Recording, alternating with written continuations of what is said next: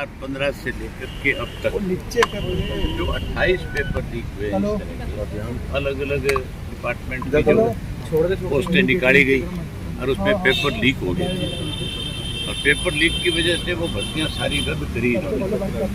अपने महामहिम से रिक्वेस्ट करी है कि पेपर लीक मामले में भर्तियां रद्द करने की बजाय जिन लोगों ने पेपर लीक कराए, जिन लोगों ने पेपर आगे बेचने का काम किया, उन लोगों के खिलाफ एक्शन होना चाहिए, उन लोगों के खिलाफ कार्रवाई होनी चाहिए। सरकार उन लोगों के खिलाफ कार्रवाई करने की बजाय, क्योंकि ये वो लोग हैं जिनमें सरकार का संरक्षण मिला हुआ है। सबक तो पहला एक पेपर लीक होने से ही मिलना चाहिए, जबकि 28 बार ऐसा हो चुका है अब तक। और अब भी ये जो पेपर घोटाला हुआ, जो लीक हुआ जो पुलिस कांस्टेबल की भर्ती का, उसके अंदर भी आप ये देखो कि जो लोग इसके मुख्य आरोपी उनके खिलाफ कोई कार्रवाई नहीं, क्योंकि उनको सीधा सीधा सरकार का संरक्षण मिला हुआ है। वो लोगों की पहुंच जो है प्रदेश के मुख्यमंत्री तक है, इसलिए उनके खिलाफ कार्रवाई करने के बजाय जो लोग इसमें शामिल भी नहीं हो, ऐसे लोगों के खिलाफ FIR लॉन्च कर ली, अरेस्ट कर लिए, पकड़ लिए, केवल लीपापोती करने के लिए। उसके अलावा सरकार की जितनी भी बेकायदगी है, अभी पुलिस की भर्ती महिलाओं की निकली हुई है 2500 और 500 कुछ सब इंस्पेक्टर की भर्ती। उनकी जो डेट डिसाइड करी सरकार ने, उसी दिन सेम डे जो है एयरफोर्स का एग्ज़ाम है, सेंट्रल सर्विसेज का एग्ज़ाम है। अब जो बच्चा ये मानता है कि जो मेरिट के हिसाब से सेंट्रल सर्विसेज में कहीं कोई एयरफोर्स में कोई जॉब मिल जाए, वो उसका एग्ज़ाम नहीं दे पाएगा। उसके सामने मजबूरी है कि वो कौन सा एग्ज़ाम में जा कर के बैठे। तो कम से कम इन सब चीज़ों के ऊपर ध्यान होना चाहिए। ऐसी बेकायदगी नहीं होनी चाहिए जिसकी वजह से हमारे प्रदेश के बच्चों को किसी दूसरे एग्ज़ाम में बैठने में कठिनाई आए।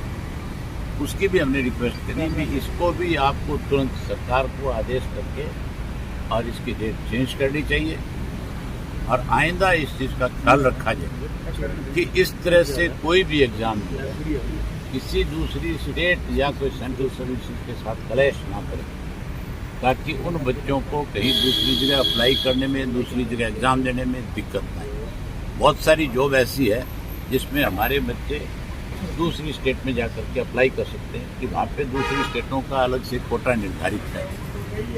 लेकिन सरकार की गलत पॉलिसी, गलत नीतियाँ, बेकायदगियाँ, पूरी जानकारी ना लेना, इसकी वजह से इन सब चीज़ों में दिक्कत आती है।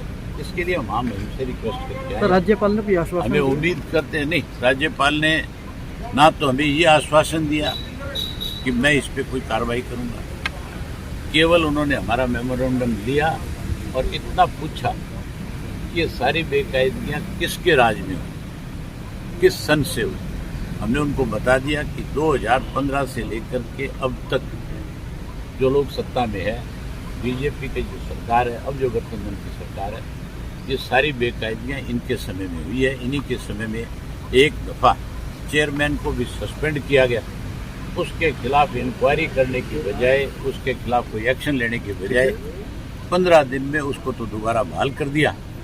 और वहाँ जो 4 लड़के जिन्हें कोई हेडोक पे लगा रखा था या जिन्हें कोई DC रेट पे लगा रखा था, उनके खिलाफ FIR लॉन्च करके उनको तो जेल भेज दिया बेचारों को, जो कसूरवार नहीं था। अब जो कसूरवार था उसको 15 दिन में बाकायदा बहाल करके दोबारा और उसको उसी जॉब पे लगा दिया। तो सस्पेंड करके केवल लोगों को ये दिखाना चाहती थी सरकार कि हम तो ईमानदारी के साथ काम कर रहे हैं, लेकिन ईमानदारी के साथ काम करने की बजाय जो लोग बेईमान थे, जो लोग ऐसा काम कर रहे थे, उनके खिलाफ सख्त कार्रवाई करने की बजाय उनको बतौर तोहफा दोबारा उन पदों पर बैठाने का काम है।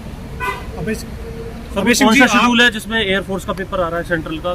हमारे HSCC का कौन सा एग्जाम है उसमें सब इंस्पेक्टर का एग्जाम है पुलिस का 29 अगस्त को जो है। उसी दिन एयरफोर्स के एग्जाम भी हैं। उसी दिन महिलाओं की कोई पुलिस कांस्टेबल की भर्ती भी इन्होंने रखी हुई है। तो जो बच्चियां वहाँ एयरफोर्स में जाना चाहती है, जो लड़के एयरफोर्स में जाना चाहेंगे, वो तो इस एग्जाम से वंचित हो गए सारे के सारे। उनके लिए तो दिक्कत होगी सबके लिए। सर अभी 20 तारीख से विधानसभा का मॉनसून सेशन शुरू हो रहा है।